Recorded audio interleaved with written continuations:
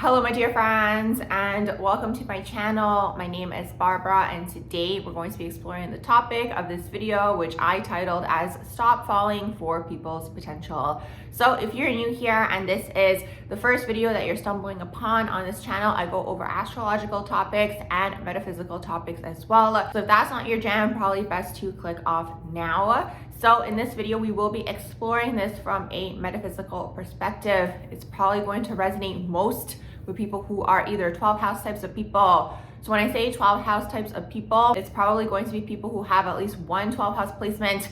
I feel that energy a lot of the time, even if there's one 12 house placement going on in there. But regardless, maybe you have a 12 house stellium, maybe there's two, maybe you're very Neptunian, maybe you're very Piscean, maybe there's a lot of Neptunian influence in your natal chart. Also, it's going to resonate with people who have either Neptune in the 7th or the 5th house, probably experience this as well. Pisces occupying their 7th or their 5th house. Even Venus in Pisces could experience this as well, or any sort of Neptunian aspects to your Venus. You guys are probably going to experience this as well. So basically, what happens when you fall for someone's potential? Well, basically what I see it as, at least from a metaphysical perspective, is like, especially if you're like a Neptunian type of person or like a 12 house type of person, or you have a lot of these influences taking place in your natal chart, basically what's taking place is like you tend to see people and individuals through a rose-colored lens. You don't see them necessarily clearly. Now, this could be in all interpersonal relationships, but I do find that more often than not, it does tend to take place in the realm of romance and like romantic encounters. Now, I'm not a psychologist. That's another one of my disclaimers as well. But like this probably is going to relate a lot to the concept of limerence as well. So if it does pique your interest, I'm sure you guys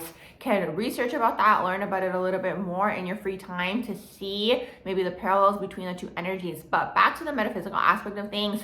So when you have these energies taking place in your natal chart, a few things are actually taking place here. This is how I see it from a metaphysical perspective. First of all, you guys are probably more psychically inclined. You're probably a little bit more energetically open. You're a little bit more in the psychic realms. And automatically, anybody who is more psychically inclined or like in the psychic metaphysical realms, you guys are tapping into those higher vibrations. You're tapping into the love vibrations, the heart space. Because as soon as we are out of body and we're not on this physical plane, you're going into your imagination or you're dreaming, like you're going into those higher realms. That's kind of what's taking place energetically, at least behind the scenes, especially if you're a little bit more psychically inclined. Now, when like the whole Venus aspect is at play here, or like the 7th house, or like it is in the area of your interpersonal relationships, it doesn't just have to be these placements. Like you could be like a 12 house person or a Neptunian person overall. You tend to see the best in people, and really the way that I've at least come to conclude it is that you guys are actually tapping into that person's higher self. Now, you guys can use whatever terminology you'd like here. It can be their higher self, their divine version, their idealized version. Like for that moment, maybe the person even displays these qualities to you, like these ideal qualities where it's like they're kind of operating out of their divine version. Unfortunately, what's taking place on this earth plane is a lot of people are very unhealed. They're very fragmented. A lot of trauma takes place down here. So it's like, even if you do tap into the higher self version of this person, it's like they might not necessarily always be matching up in the physical plane.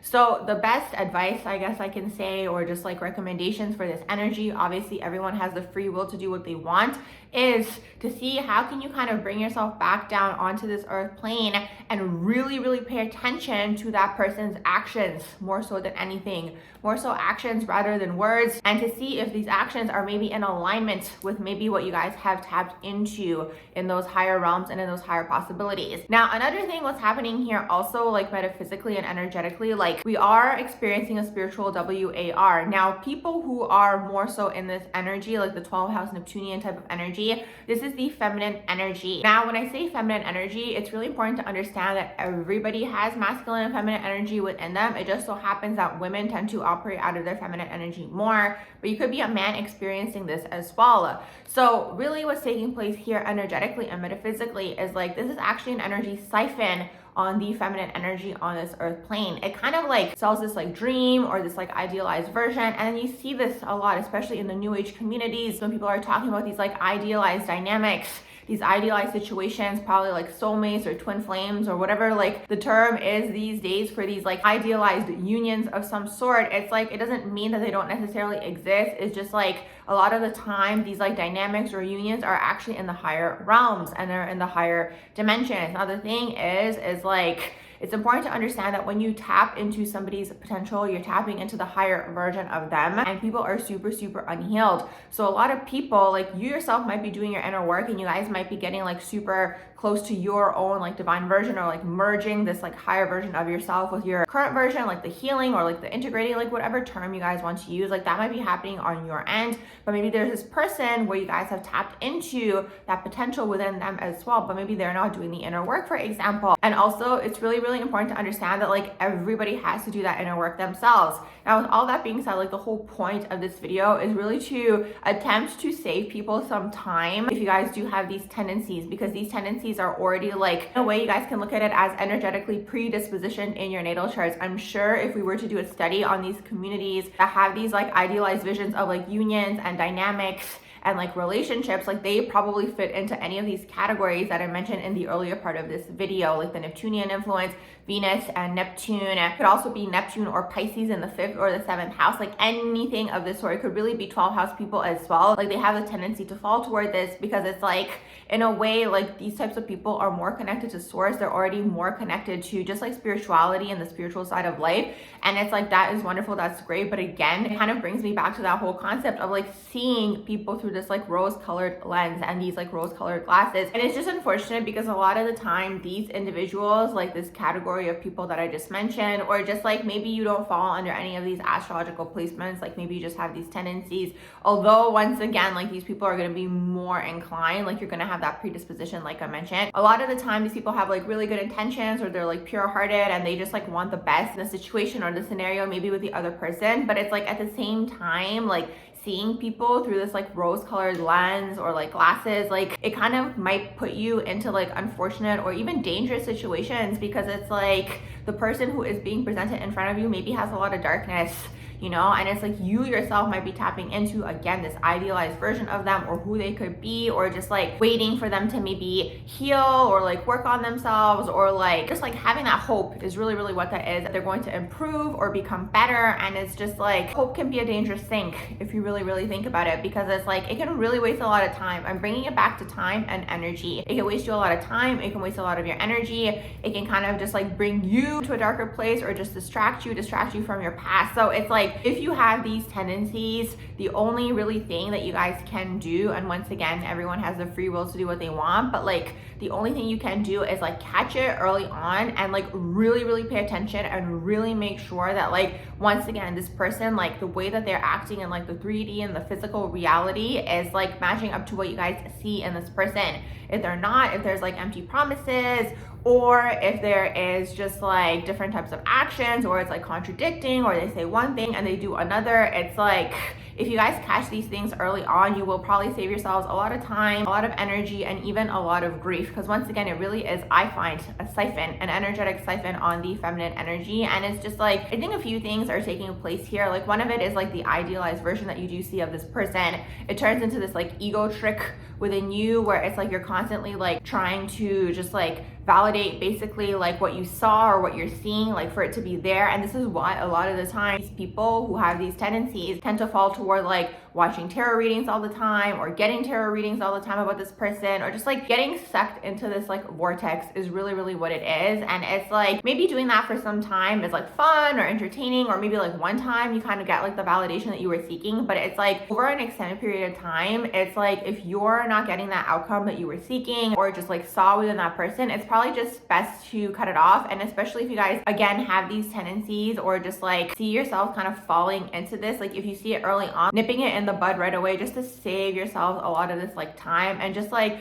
really exploring within the self. Like if you guys are looking for a certain type of relationship, it's like, what kind of relationship are you looking for? What are these traits, to try to see if you can already find a person who already has this type of personality or these types of traits already, versus like trying to constantly see it in that person where you saw it maybe for just like a glimpse, or there's like this little light that's like within the person, but it's like it hasn't quite blown up yet. And at the end of the day, like everyone's on their own journey. I mean, there's so much to say about relationships and dynamics, like probably different videos for different days, but this is the whole thing. Now, another thing that can take place for these types of like dynamics, or just like if you have these tendencies or just like placements even in your natal chart, is like one thing that can take place is like, even if you are dating someone, it's like you guys might be unfulfilled or just like unhappy with your partner, because you're always seeking this perfection or seeking this like idealized version of of a partner, and it's like at the end of the day, once again, it is a physical plane and everyone is human down here. So it's like people are gonna have like their human moments, but it's like that energy in the natal chart kind of like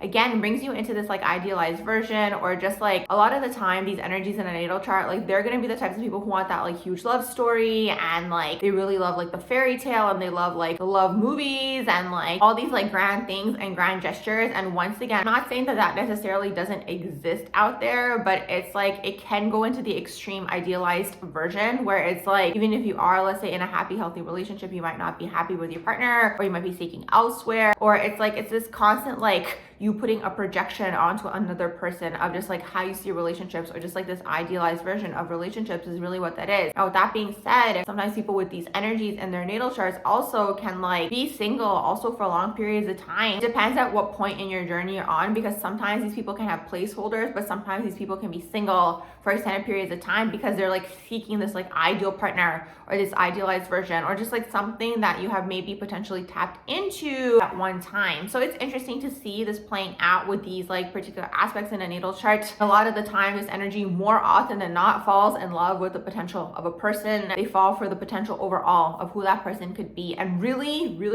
what's happening is literally what I was saying at the beginning of this video, where it's like it's the higher self of that person, and you just want to take the time to see like at what point in their journey are these people on, or individual that you're dealing with, like how far away is that like separation of the self, like how close are they to getting in alignment with like being the divine version of themselves, or being the best version of themselves possible, or just like working on themselves, working on their triggers. Because this energy, especially when it's wounded or unhealed, can really fall into like these dynamics where it's like the fragmentation, or like the separation of the self, the separation of the worlds, of like the higher self version of the person, of who they could be, is very far apart of who they actually are, or just like the wounding that maybe they're not exploring or working on. And it's like this energy, that Neptunian energy, it's like sometimes you guys might find yourselves in this dynamic where you yourselves, like the Neptunian person, like maybe you yourself have some sort of wound where it's like you want to help the person or heal the person. It's kind of like a martyr type of wound, or like a savior type of wound, or like, I don't know, maybe it's even like an ego thing where it's like, oh my gosh, I helped them change, or they changed for me. Like it could be so many of these things, but it's like ultimately at the end of the day, like things that are getting invested here are time and energy. And it's like if you got the time and if you got the energy and you want to wait, sometimes you might be waiting your entire life for this person to change, or like get into like the higher self version of themselves. It could be this. So if you got that kind of time on your hands, I mean, that's on you. But if you find yourself constantly getting disappointed, or just like feeling like your time is wasted, or like your energy is wasted,